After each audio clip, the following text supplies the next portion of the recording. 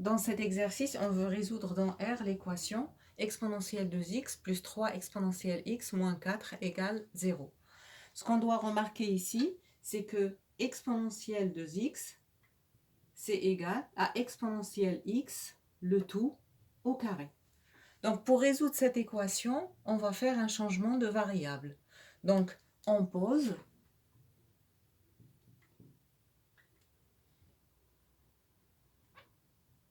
grand X égale exponentielle x. Ainsi,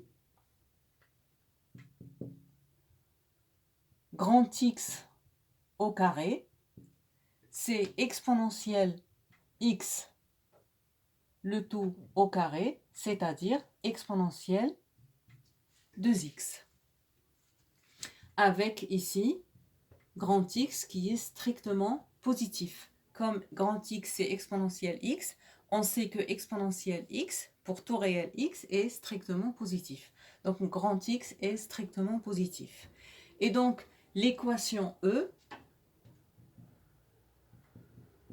elle revient à grand X au carré plus 3 grand X moins 4 égale 0 avec grand X strictement positif. Donc ceci est une équation de second degré. Il suffit de calculer le discriminant delta b au carré moins 4ac, donc ici 3 au carré moins 4 fois 1 fois moins 4. Et ceci revient à 9 plus 16. Delta égale 25. Delta est strictement positif. Donc cette équation admet deux solutions. Donc on a deux solutions réelles. Grand X égale à moins B moins racine de delta sur 2A. Donc ça fait moins 3. Moins racine de 25 moins 5 sur 2 fois 1, donc sur 2.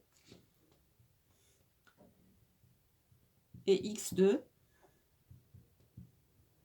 c'est moins b plus racine de delta, donc moins 3 plus 5 sur 2a. Donc en calculant, x1, ça va faire moins 8 sur 2, c'est égal à moins 4. Et x2, ça va faire 2 sur 2, ça va faire 1. Or, on avait dit que x est strictement positif. Donc, comme on a obtenu une solution négative et une solution positive, la solution négative est rejetée. Et donc, x, il est égal à 1. Et maintenant, nous avions posé que grand X est égal à exponentielle x. Donc, comme grand X est égal à exponentielle x, donc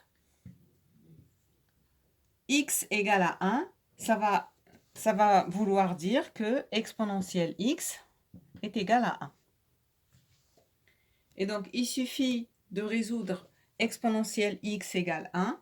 Donc, exponentielle x égale 1 équivaut à exponentielle x égale exponentielle 0, en remplaçant 1 par exponentielle 0, ce qui équivaut à, en appliquant l'équivalence exponentielle a égale exponentielle b, équivaut à a égale b. Donc, ça équivaut à x égale à 0.